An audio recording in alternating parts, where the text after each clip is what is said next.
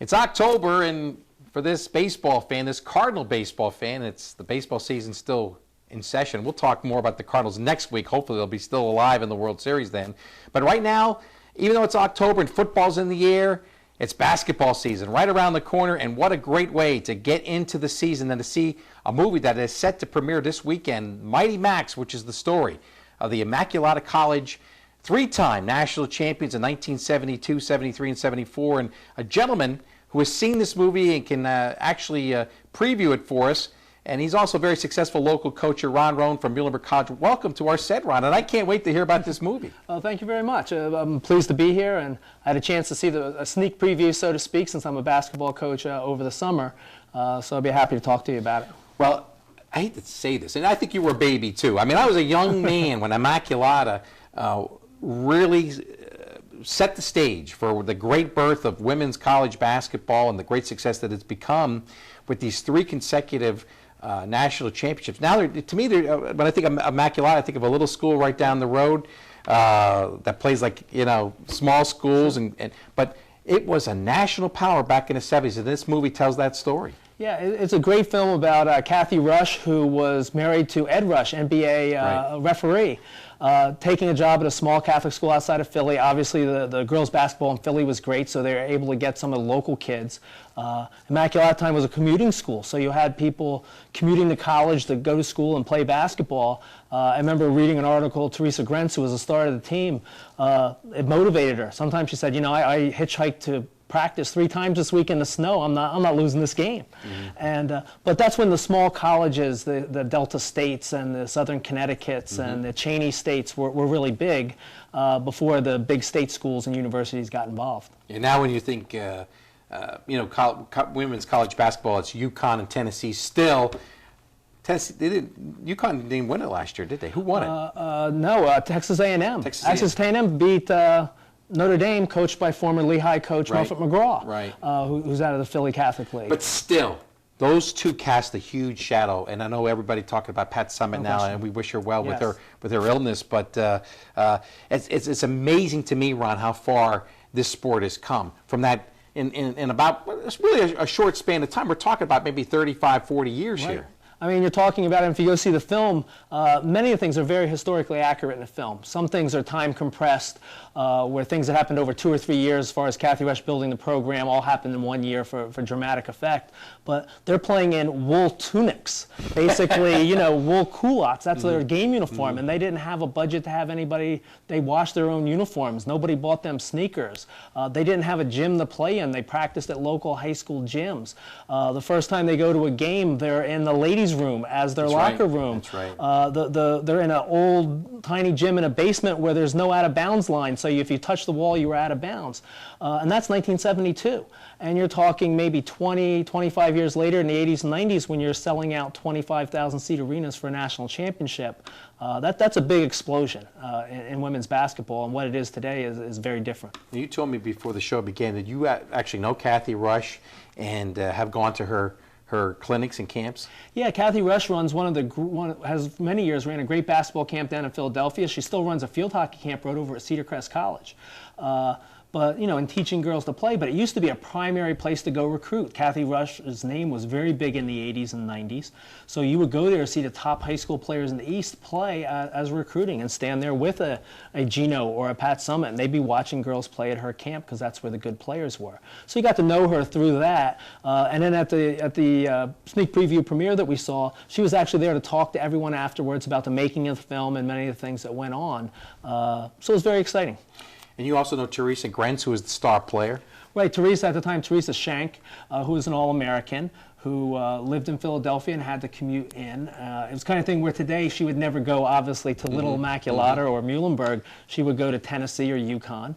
But she was in Philly, and Catholic schoolgirls in Philly went to places like Immaculata College. Oh, this is good stuff. And you said to me also before the show began that the basketball was almost too good because this took a while. Remember, I know my mother and people who went to high school in the 50s and the 60s, they talk about that you only had a certain amount of players on each side of the court, and it was a different game.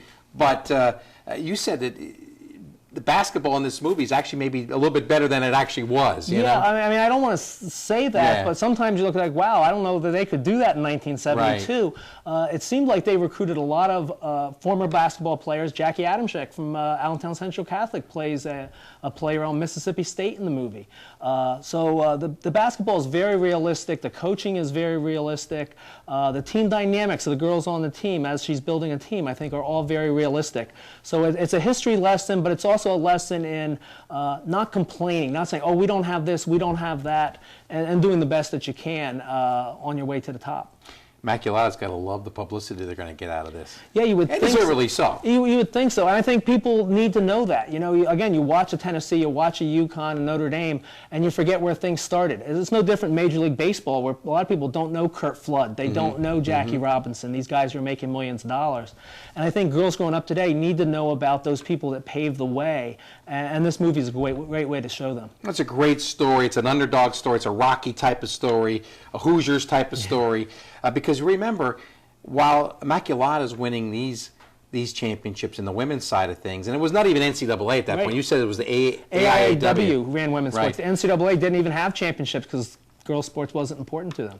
While they're doing their thing in little old Philadelphia suburban school, I'm following the great John Wooden, and I love those UCLA teams of the late '60s and early '70s. And to this day, I'm a UCLA fan. And Bill Walton's coming to the Lehigh Valley the day before Thanksgiving. I can't wait to meet him. I hope he doesn't disappoint me, but because he was just a great player. But anyway, that shows the juxtaposition that we once had here. UCLA is the king of men's basketball, and Immaculata is the king of women's basketball. Well, 1972 was the first time there was even a national championship for women's basketball.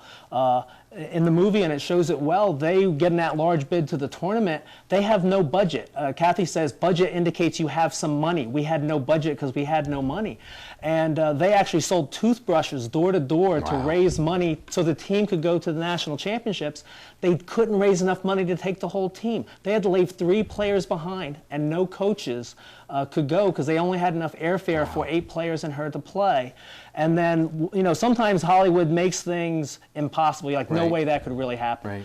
In the movie, they lose in the regionals by like 30 or 40 points and to Westchester University, and then go on to beat them in the national championship a week later. And that seems like pure Hollywood, but that's actually the way it happened. They lost by a team by 30 or 40 points and then beat them a week later to win the national championship. It's fascinating. So it's a totally different environment, and obviously no TV and probably very few reporters. But just to cap our discussion on the movie, it's a good, wholesome movie.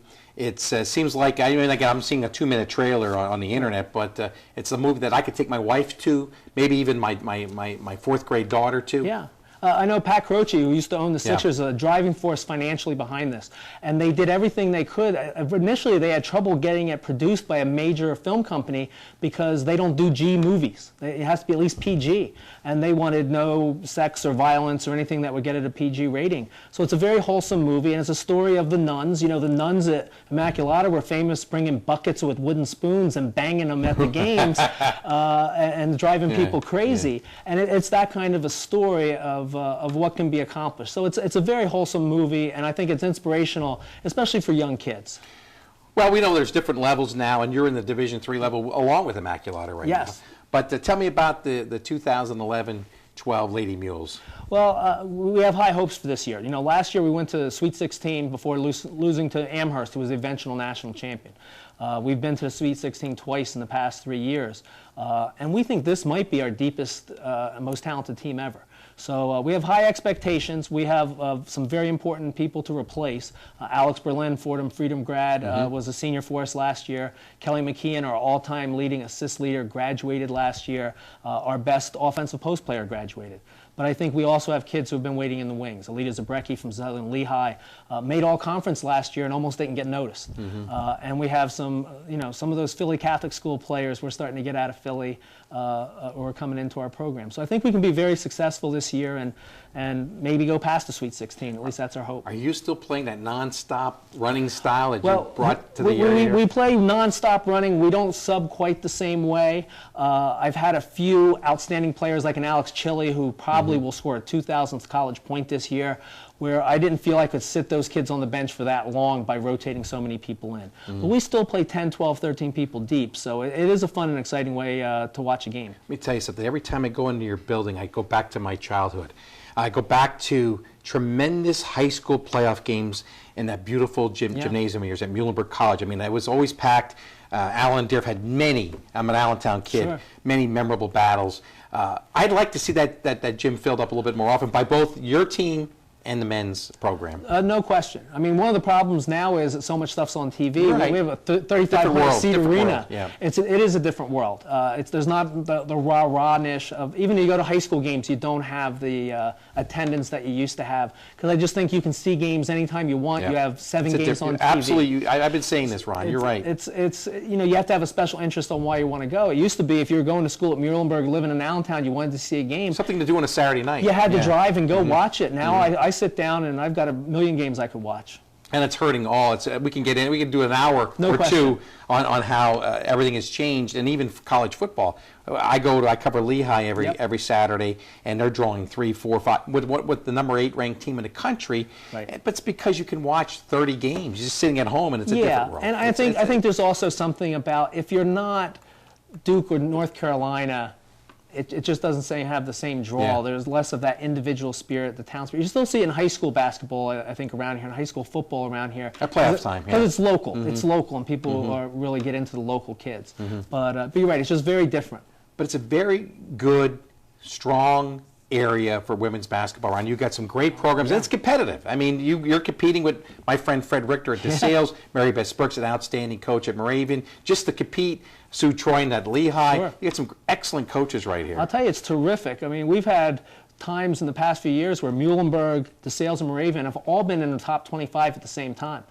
Imagine if Lehigh and Lafayette and another Division I were all top 25, people would be going crazy. But it is Division III, so it doesn't get the same kind of attention. But I'll tell you, I coached at Lafayette, at Colgate, at Hofstra for many years, and the quality of Division III basketball now is probably as good as it was in Division I at Lafayette 10, 12 years ago. That's how far it's come. Yep, and certainly, as much as we're going to love this movie, I think it's even better than it was when Immaculata was winning national championships. Exactly. I mean, everything comes very fast and very quick, and the more kids who play. And I had somebody tell me once the reason women's sports has come along so fast is fathers who have daughters, because they wanted them to get the same opportunity their sons do. And you see that now. I mean, I go to an AAU tournament, and there might be 350 teams there playing in it, where it used to be rare to find a girl who would play. When's the opener and then the home opener? Well, we open the season with a doubleheader, men's and women's, at Moravian on November 15th. So what a way to kick off the college basketball season with that great rivalry. And then we have the Scotty Wood tournament for our first home game that we host, which will have some great teams in it. And our men's team had a great recruiting year. We think we have I think both teams have a chance to win a Centennial Conference championship this year. I'll tell you, folks, it's good basketball. Great kids. I mean, that's the one thing about all our local schools, and that's why I still love, people say, well, why are you covering Lehigh after all these years? Well, because I love being around the young people, the brightest and the best. I don't care if it's Muhlenberg, Moravian, Lehigh, Lafayette, whatever. We got some great kids around here. And I mean, it's the true amateurs. You know, it's not the semi-professional type of thing. It's not spoiled kids. It's not big money. It's a kid who's running from their calculus class to get to practice kind of kids. In addition to that, all about. If you come to a Muhlenberg game, you can't beat the price because we don't charge admission. Wow, you want to come I didn't know that. You could do that. So, you know, because we want people to come watch us play. We're not a money-making venture. And so anybody wants that's the best deal you can have in sports. You can come see a good men's, women's doubleheader, no fee. You have enough money to buy your kid a hot dog and some popcorn. Be awesome.